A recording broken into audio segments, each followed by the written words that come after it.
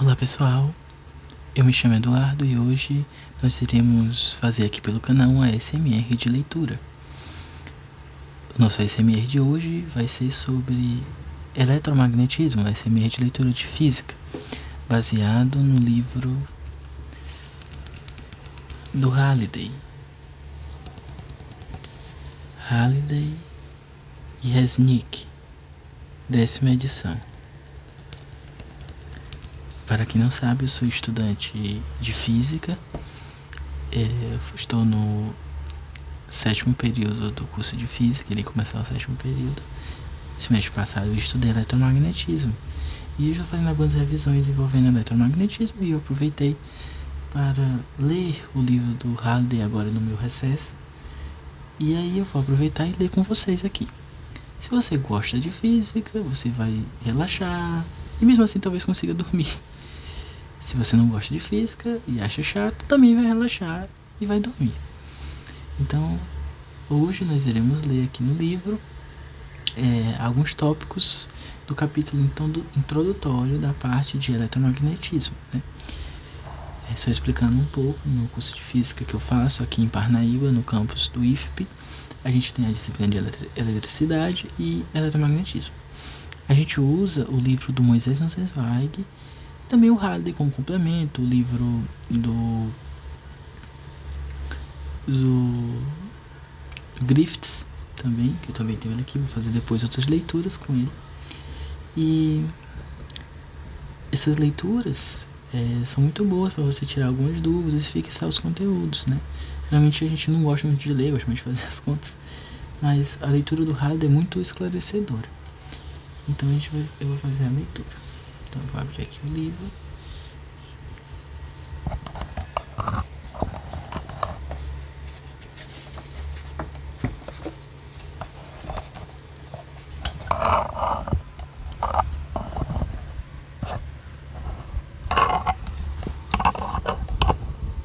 A gente fazer as leituras aqui.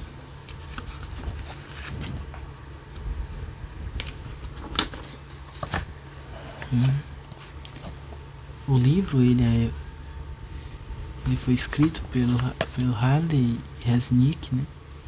Ele foi readaptado, né?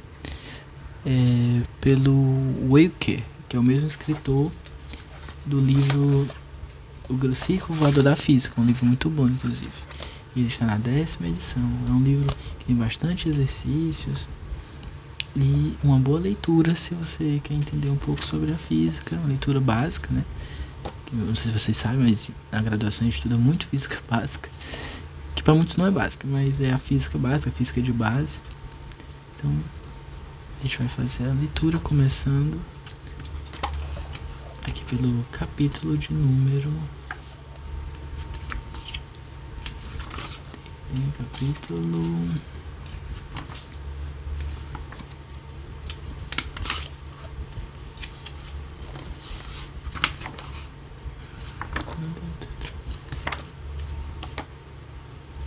Aqui, vamos para o meio aqui. Campos magnéticos, né? Então, eu não sei quantos vídeos vão dessa série sobre o capítulo 28, campos magnéticos, mas a gente vai tentar fazer que um vídeo não fique tão longo, né? Então eu vou começar contando todos os aspectos do livro, né? O livro ele começa com o objetivo de aprendizado, né? Então nesse capítulo o Halliday nos diz que a gente vai ter o objetivo de aprendizado saber a diferença entre um eletroímã e um ímã permanente, saber que o campo magnético é uma grandeza vetorial e que, portanto, tem um módulo e uma orientação. Saber que um campo magnético pode ser definido em termos do que acontece em uma partícula carregada que se move na presença do campo. No caso de uma partícula carregada que se move na presença de um campo magnético uniforme, conhecer a relação entre o módulo da FB, né, que é a força exercida pelo campo, a carga Q da partícula, a velocidade escalar V da partícula, o módulo B do campo magnético e o ângulo φ entre a velocidade V da partícula e o campo magnético B. No caso de uma partícula carregada, que se move na presença de um campo magnético uniforme, determinar a orientação da força magnética, usando a regra da mão direita para conhecer a direção do vetor V vetorial B e usando o sinal de carga Q para conhecer o sentido do vetor. Determinar a força magnética que age sobre uma partícula carregada em movimento calculando o produto vetorial V vetorial B, saber que o vetor força magnética é perpendicular ao vetor velocidade V e ao vetor campo magnético B, conhecer o efeito da força magnética sobre a velocidade escalar e a energia cinética de uma partícula carregada. Saber que um ímã pode ser representado por um dipolo magnético, saber que polos magnéticos de tipos diferentes se atraem e polos do mesmo tipo se repelem. Então vamos lá. E também saber o que são as linhas de campo magnético, onde começam, onde terminam e o que representa o seu orçamento. Então isso vai ser o que a gente vai ler aqui na série de ASMR de leitura do capítulo Campos Magnéticos do Hadley. Então, qual é a ideia-chave dessa leitura? A ideia-chave é, quando uma partícula carregada se move na presença de um campo magnético B, ela é submetida a uma força dada por Fb, que é a força magnética, igual a Q, vezes o produto vetorial entre V e B, em que Q é a carga da partícula, incluindo o sinal, e V é a velocidade da partícula. A outra ideia-chave é que a direção do produto vetorial V vetorial B é dada pela regra da mão direita. O sinal de Q determina se Fb tem o mesmo sentido que V vetorial B ou o sentido é oposto. O módulo da força magnética Fb é dado por Fb é igual a Q em módulo vezes V vezes B seno de θ, seno de φ, aliás, em que φ é o ângulo entre V e B. Agora nós iremos fazer a leitura. Sempre o Hadley, em seus capítulos, o Waker, o livro do Resnick também, que muitos falam assim, ele começa as suas leituras falando um pouco sobre o que é a física. Então a gente vai ler. Como vimos em capítulos anteriores, um objetivo importante da física é estudar o modo como um campo elétrico produz uma força elétrica em um corpo eletricamente carregado. Um objetivo análogo é estudar o modo como um campo magnético produz uma força magnética em um corpo eletricamente carregado, em movimento ou em um corpo com propriedades magnéticas especiais. Como um ímã permanente, por exemplo, o leitor provavelmente já prendeu um bilhete na porta da geladeira usando um pequeno ímã. O ímã interage com a porta da geladeira por meio de um campo magnético. As aplicações dos campos magnéticos e das forças magnéticas são incontáveis e mudam a cada ano. Então, a gente sabe que várias das coisas que a gente utiliza hoje em dia, como o ímã de geladeira que ele fala, até mesmo os nossos aparelhos telefônicos, nossos computadores, e funcionam através de princípios das forças magnéticas.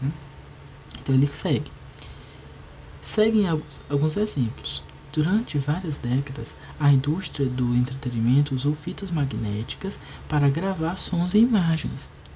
Embora hoje em dia as fitas de áudio e vídeo tenham caído em desuso, a indústria ainda precisa dos ímãs que controlam os CDs players e os DVDs players, os alto-falantes dos aparelhos de rádio e televisão, dos computadores e dos telefones celulares que também utilizam ímãs.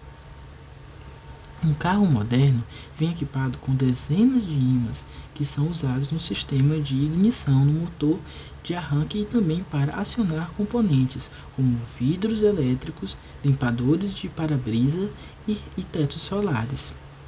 Muitas campainhas de porta e trancas automáticas também trabalham com ímãs. Na verdade, vivemos cercados por ímãs.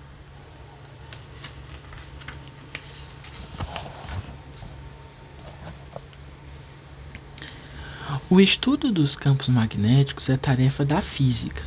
As aplicações dos campos magnéticos ficam por conta da engenharia. Tanto a física como a engenharia começam com a mesma pergunta: o que produz um campo magnético? Olha, ele faz essa distinção justamente porque o livro do Hadley ele é muito utilizado por estudantes de engenharia também, além dos estudantes de física, né? Nós que estudamos física, a gente usa muito o livro do Moisés Nussensweig, não é uma regra, mas se utiliza muito, é um livro nacional e é um livro muito bom, né? Que a primeira edição dele, inclusive, foi feita à mão.